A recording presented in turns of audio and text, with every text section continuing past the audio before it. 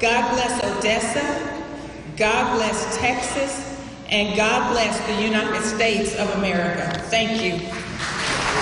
Very, very beautiful, powerful statement there. And this, okay, we need to talk about this a little bit more because she said, we are Permian Basin strong. So yes. Remember that it's not just Odessans who are suffering, it's people in Midland as well. And many people in the community who have spoken, who have shared their sentiments about this tragedy, they're saying, you know, there used to be a history in Odessa where it's kind of separated, where, you know, people in the city, they're kind of seen as... Probably football created. Right, right. But, I mean, they have their stereotypes and, you know, people say different things, but a lot of what we're hearing now is it's not like that anymore. Mayor Jerry Morales, even at the vigil the other day, said, no, we are working together. We are a community. This is Permian Basin strong. We're Permian Basin strong. We're not just Odessa or Midland strong. We're in this together.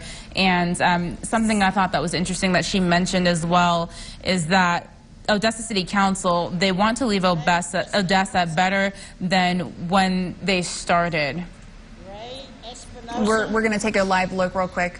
Okay. It's another raffle. It's another raffle. I'm sorry, it's kind of comedic relief. It's very sweet because... comedic relief is... They're giving away different things at this event. It is Labor Day, y'all. Yes, it's very important to remember that we're celebrating the lives, remembering the people lost. Exactly. Fortunate enough to learn more about them because these are incredible individuals who have had such a big impact.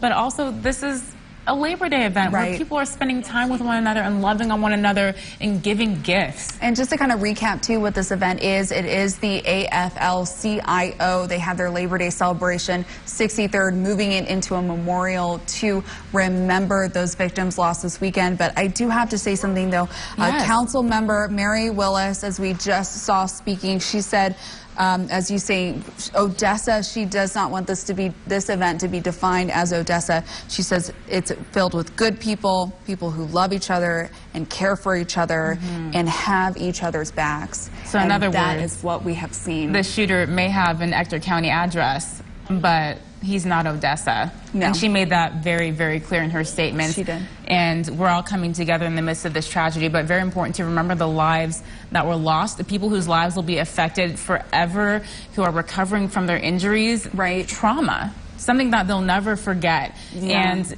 we're just focused on the people who are coming together now in the community and showing their support. For our producer, I have a quick question. Do we know when Beto O'Rourke is supposed to be showing up? 10 to 15 minutes out still. Okay, so there may have been some type of delay, but we'll continue tracking that because that'll be interesting to see if he speaks, if he chooses to kind of sit back but just be there and show his support. Not quite sure yet. We're not quite sure. And just to kind of recap some of the things that we've been hearing today, because we have been hearing more about some of these victims, and Mary Willis, our council member of District 5, was saying that Joe Griffiths had a very loving family. She's close with his sister Carla, who is there. We heard from Jenny Holbrook earlier, who is the wife of the president of AFL-CIO, and she was saying that when this happened, Joe was with his family, his wife, and his 2 children. They were on their way to church for their church photographs, and the shooter killed him in front of his entire family. And we are hearing that Joe was a fabulous teacher. Even the day before he died, Jenny was mentioning that a student shared with him some information of how much he's impacted him as a teacher. We're hearing for the first time, we're learning more about Joe and his family, and it's heartbreaking to hear that his entire family had to watch this happen. And it's hard to not, you know, I'm trying my best to keep it together, but it's, when you think about it, that Saturday, these are different people, not only with different backgrounds and different impacts that they've had in other people's lives, but they were just going about their daily chores, their daily routines.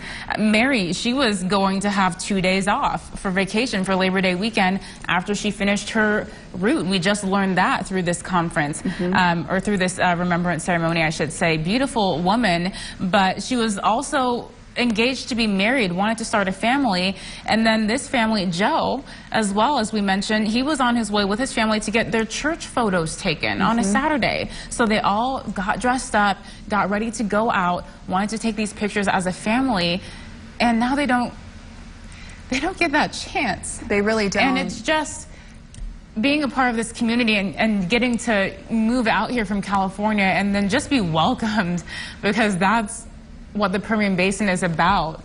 And seeing the kindness and being involved, my heart breaks, because we are part of this community, much like the council member said. She said, yeah, I'm on the council and we disagree and we don't always make the right decisions that people, you know, agree with, but we're all people and we're all here in this community and we are heartbroken together. Absolutely. We're suffering together through this.